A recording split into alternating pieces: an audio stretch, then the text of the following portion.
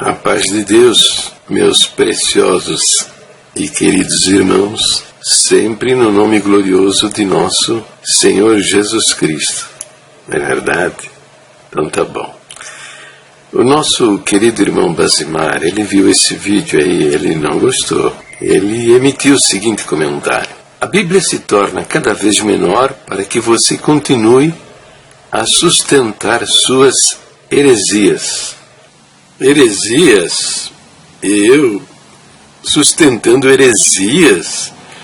Meu querido Basimar, eu já fiz quase 1.400 vídeos e escrevi milhares de páginas. Eu tenho a impressão que o verdadeiro crente da congregação é que sou eu.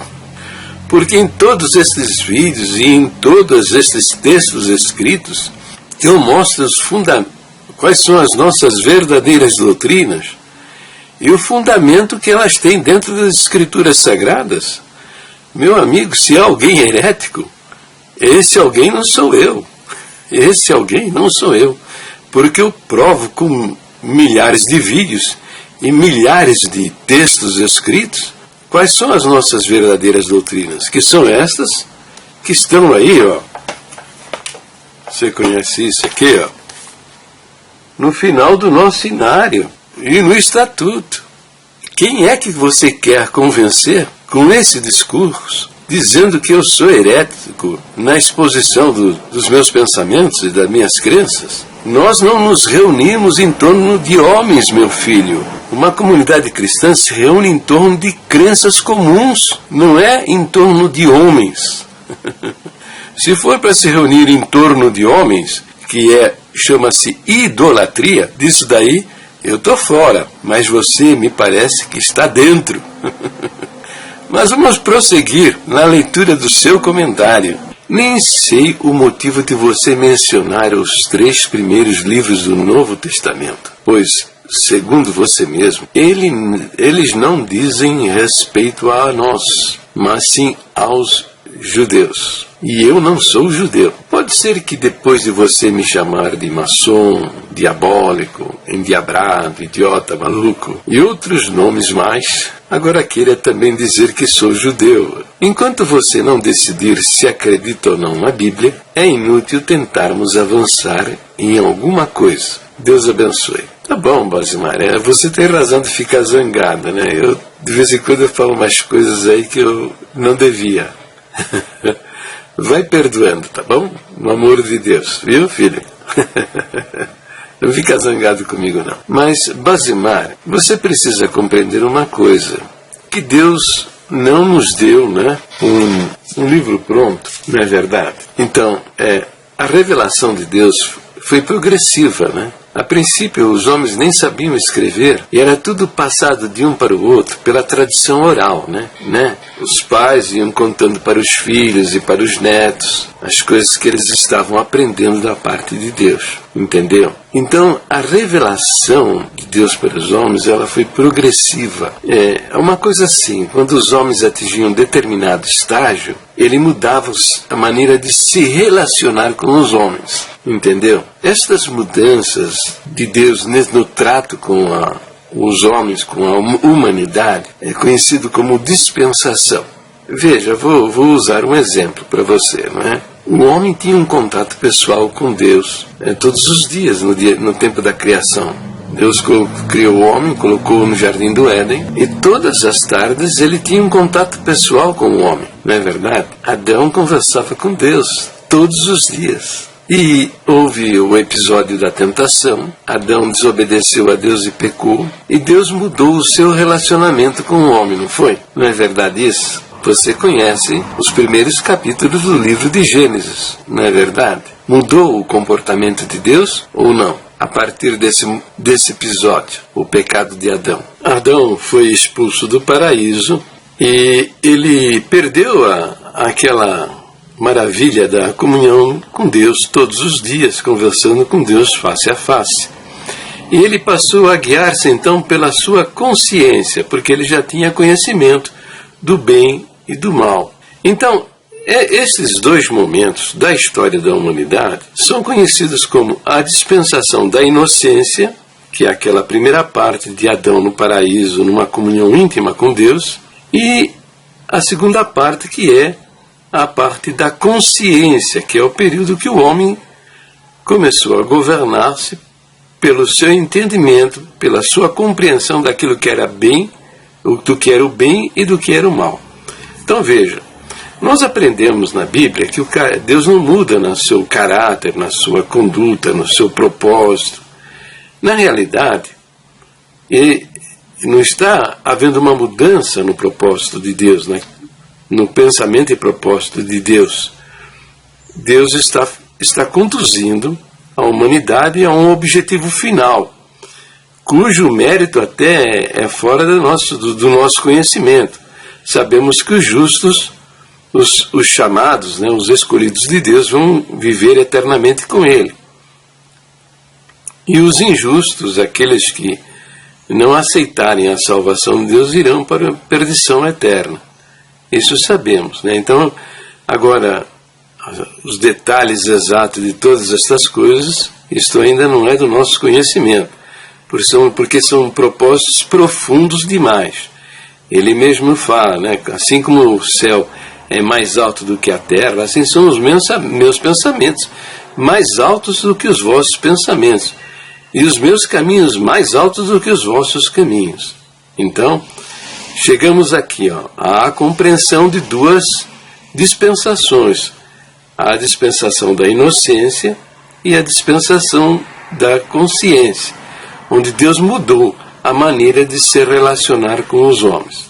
Bem, aí nós temos depois, a seguir, uma nova dispensação, onde Deus abandona, né, a humanidade, ele deixa de lado, né, de certa maneira, né, ele abandona, eu não sei, né, a Bíblia não fala com detalhes a respeito disso, e passa a tratar com um homem. Começa o período da era de Abrão, né? Isso tem um nome, essa dispensação tem um nome, tá certo? Se você procurar aí na internet, você vai achar ensinamentos a respeito disso. Então Deus chamou este homem e dos descendentes dessa família, ele fundou, ele criou uma nação escolhida, que é a nação judaica, né? Bem, então mudou o relacionamento de Deus com a humanidade, não foi? Uma grande parte da humanidade, você não vê relato detalhado a respeito deles dentro das Escrituras Sagradas.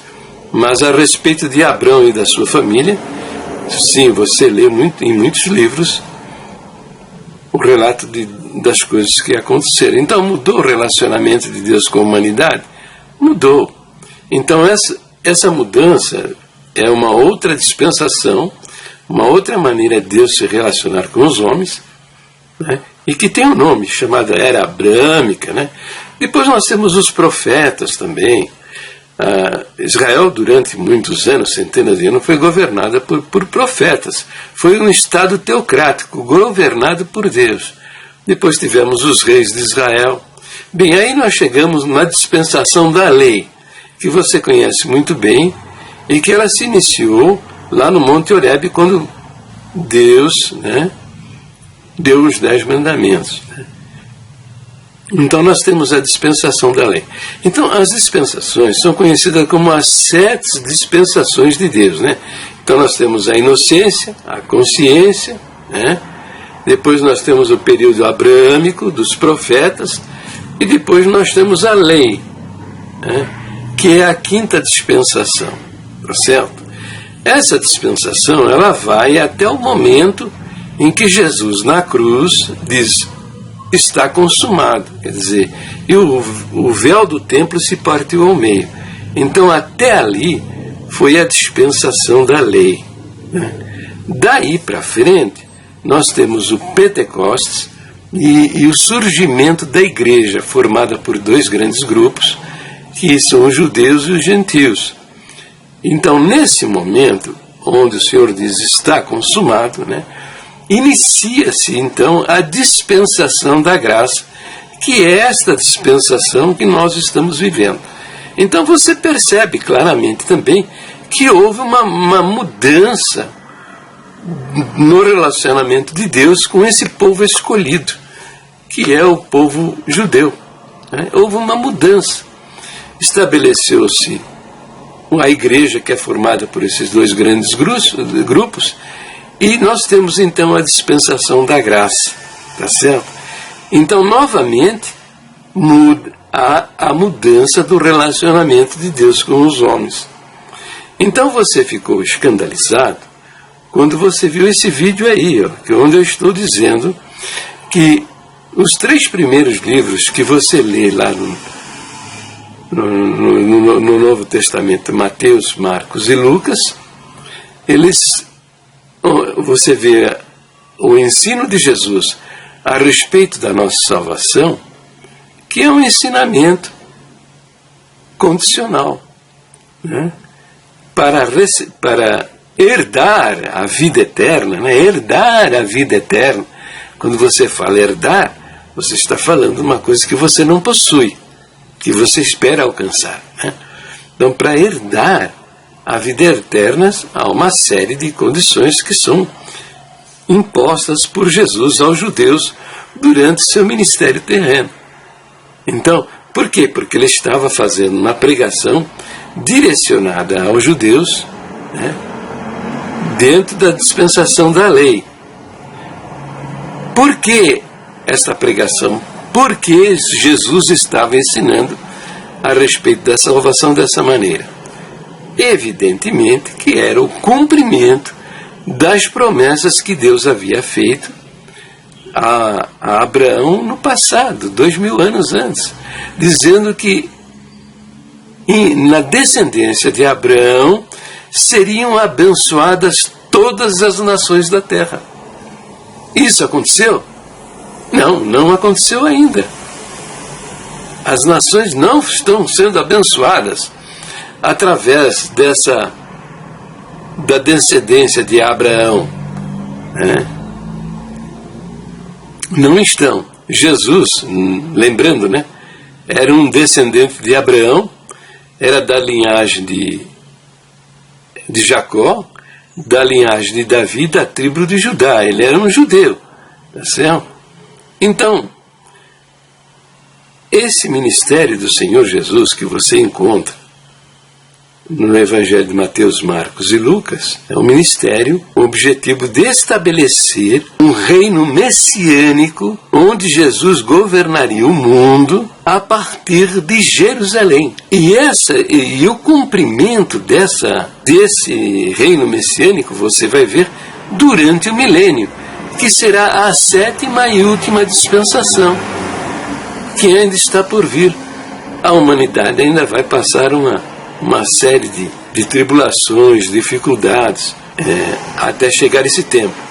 E o diabo, como é um imitador, ele vai estabelecer um governo mundial através do anticristo. São 7 anos o reinado, a ditadura, o último ditador da terra. São 7 anos, né, onde 3 anos e meio ele vai consertar o mundo, vai resolver os graves problemas que há no meio da humanidade. Mas na metade dessas 7 semanas de anos, são 7 anos, né? 3 anos e meio, na metade dessas 7 semanas de anos, ele vai querer ser adorado como Deus no templo em Jerusalém.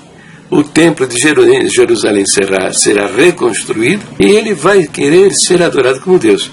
E os judeus não vão aceitar isso. Ele vai querer destruir, eliminar, acabar com Israel da face dessa terra, vai reunir uma congregação que você lê lá no capítulo 37, 38 e 39 do livro de Ezequiel.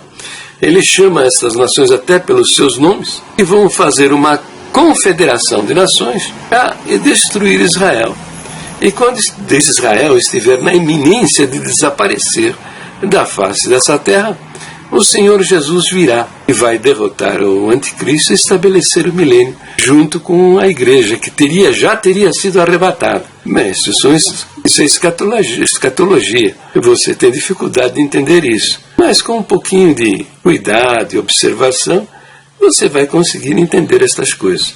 Então, meus preciosos e queridos irmãos, inscreva-se no meu canal do YouTube inscreva-se no meu canal de YouTube e também se inscrevam também no canal do Dailymotion, esse endereço que está aí, esse canal de vídeos. Se inscrevam também lá. Um beijo nos vossos corações e fiquem na santa paz de Deus, sempre no precioso nome de nosso Senhor Jesus Cristo.